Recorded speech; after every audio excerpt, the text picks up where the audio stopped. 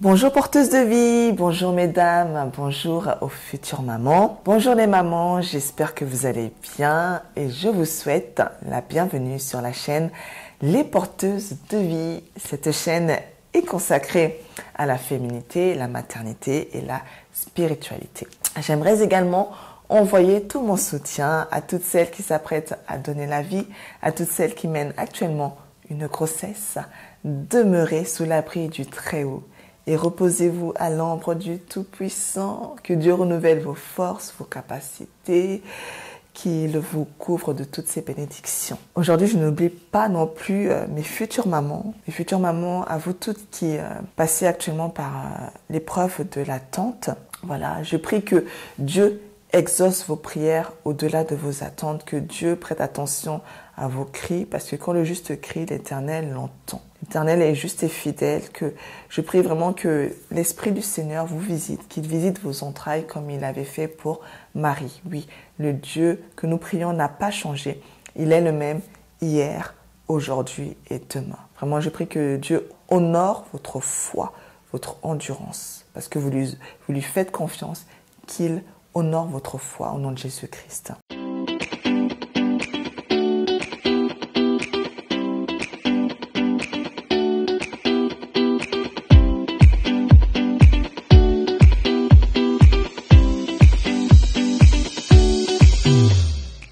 Alors pour aujourd'hui, je suis heureuse de vous retrouver afin que l'on partage ensemble cette nouvelle pensée que j'avais à cœur. Nos enfants deviennent comme nous les voyons avec nos yeux.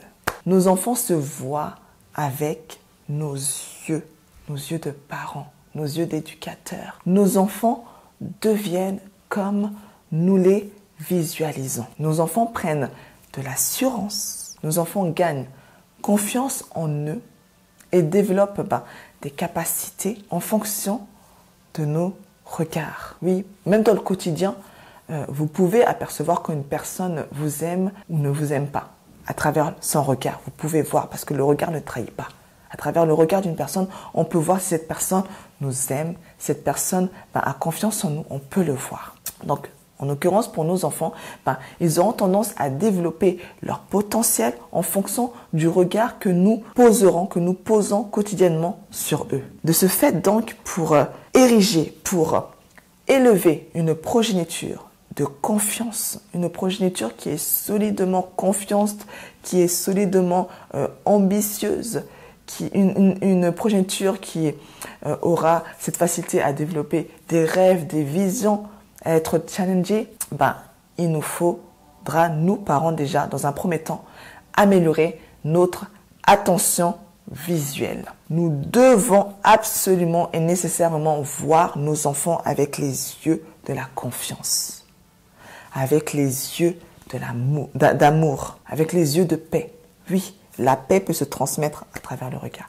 La joie peut se transmettre à travers le regard. L'amour peut se transmettre à travers le regard. Et ainsi, les laisser fleurir sur ce regard bienveillant, ce regard attendri. Mais malheureusement, et ça a pris une grande ampleur, il y a certains parents qui n'éclairent que les manques de leurs enfants. Il y a certains parents qui ont cette fâcheuse tendance à éclairer que ce qu'ils ont raté, ce pourquoi ils ne sont pas doués par exemple aussi, ce qu'ils sont censés améliorer ou changer de leur personnalité. Oui, on passe notre temps à condamner nos enfants, à juger nos enfants, à les rabaisser et en plus encore à les comparer.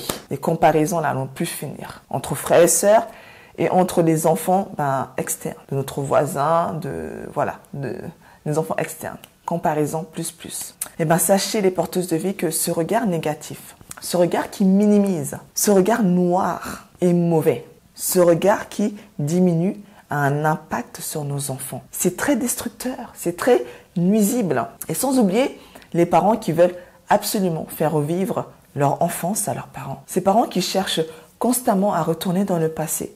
Ces parents qui constamment en fait ont juste envie de faire revivre à leurs enfants leurs échecs passés, leurs mauvaises décisions, leurs mauvaises relations, leurs doutes, leurs peurs, leurs frustrations. Voilà, vous voulez mettre tout ça sur vos enfants, les faire subir vos échecs. Il faut savoir que nous sommes géniteurs, ok, mais aussi gestionnaires. C'est Dieu qui les a créés. Dieu les a mis dans nos entrailles. Et en plus de ça, nos enfants sont des enfants d'aujourd'hui, de l'instant présent. Ils auront forcément d'autres moyens, d'autres qualités que celles que vous avez eu à développer. Ils auront sûrement d'autres possibilités et leur manière de vivre, leur manière de penser, leur raisonnement, leurs choix, leurs décisions seront certainement différentes de la nôtre parce que ce sont les enfants de l'instant présent. Et quand je parle d'enfants, je ne parle pas uniquement des enfants que nous avons eu à mettre au monde. Je parle aussi des enfants que nous avons adoptés. Des enfants qui sont sous notre garde. Des enfants que nous avons pris à charge. Oui, prenons aussi le soin de prendre soin d'eux. De les regarder avec un regard bienveillant. Parce que Dieu compte sur nous pour cela. Je lisais dans un livre ce court paragraphe que j'ai trouvé très pertinent. J'aimerais vous le dire avec mes mots. Alors, l'auteur donner cette pensée. Donc il disait que ce qui donne la richesse à la vie, ce qui rend la vie belle, c'est ce qui est au pluriel et non pas ce qui est réduit à une idée ou à une idéologie. Chaque enfant est différent. Chaque enfant a ses dons et ses talents. Chaque enfant a sa mission terrestre. Chaque enfant a sa destinée. Du coup, arrêtons de réduire nos enfants, arrêtons de les rabaisser. D'autant plus que Dieu les connaît. Cet enfant que tu as en charge, Dieu le connaît. Dieu a des projets bien pensés pour chacun d'eux. Puis, il faut savoir aussi que un enfant n'est pas le point zéro de l'être humain. Oui, quand on met au monde un enfant, quand on a à sa charge un nourrisson, dès qu'il est nourrissant, dès qu'on met au monde un enfant, il faut savoir que l'enfant est génétiquement composé de grandes ressources. Des ressources qui émanent des parents, du père, de la mère, des membres de la famille proche et par-dessus tout, des ressources provenant de Dieu, des ressources que Dieu a posées en lui. Par rapport à ça, du coup, il faudrait juste en fait s'intéresser un peu plus à eux, dialoguer avec eux sans préjugés. Soyons des parents qui donnent envie à nos enfants, de devenir eux. J'insiste là-dessus. Devenir eux.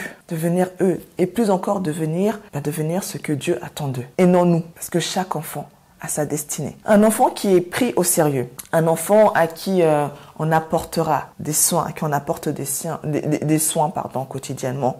À qui on apporte de l'attention. Un enfant qui se trouve dans un environnement de sécurité, dans un cocon familial très chaleureux, il se sentira évoluer. Il sera en pleine expansion. Ses capacités deviendront fleurissantes. Oui, il aura cette capacité à rêver facilement, à visualiser les choses, à entreprendre les choses. Ce côté challenger sera en lui parce qu'il aura la possibilité, à travers notre regard, de développer de la confiance en ses propres forces. Rajoutez à cela la foi en Dieu, il se verra devenir complètement illimité, complètement fort parce que l'Esprit de Dieu en lui le rendra fort, le rendra bien plus fort que celui qui est dans le monde. Du coup, rappeler à son enfant, dire à son enfant, tu peux ce que tu veux et tu veux ce que tu peux, mon enfant. C'est le considérer comme un être humain, un être important, une personne à part entière. Oui, nos enfants sont des personnes,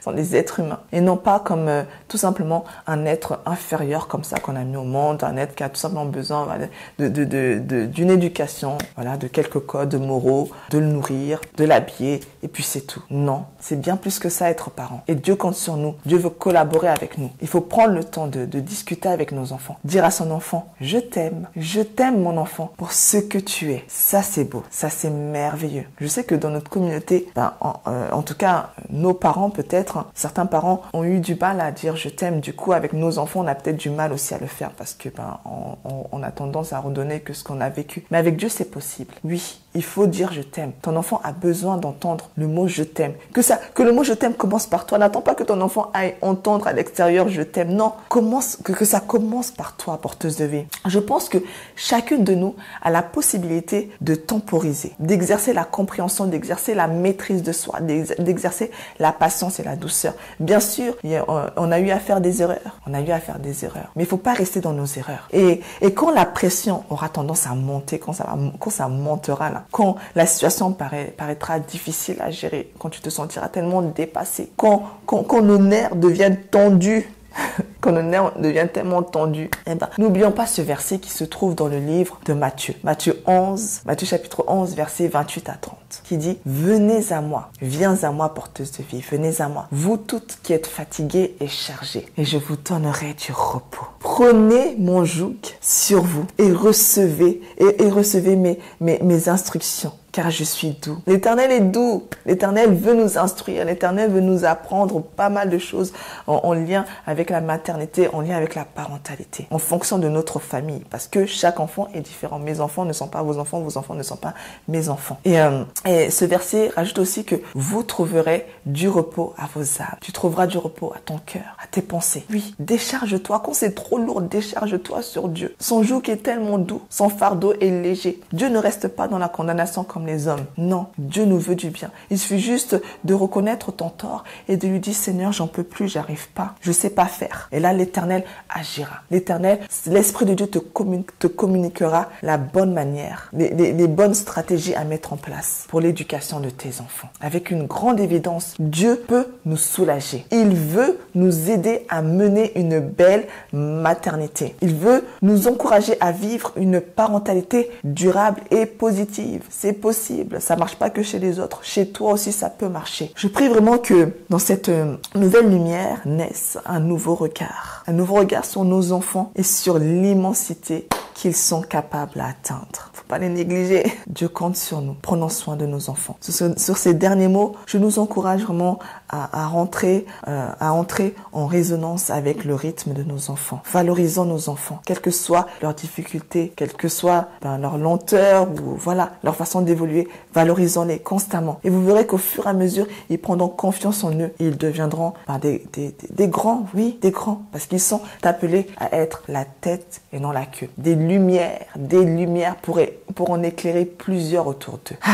Vraiment que l'Éternel Dieu nous aide dans ce sens, qui nous accompagne dans notre maternité, dans notre parentalité. Et enfin, pour finir, un petit rappel, votre carnet de grossesse est disponible sur mon site internet. Vous trouverez le lien en barre d'infos avec toutes les descriptions.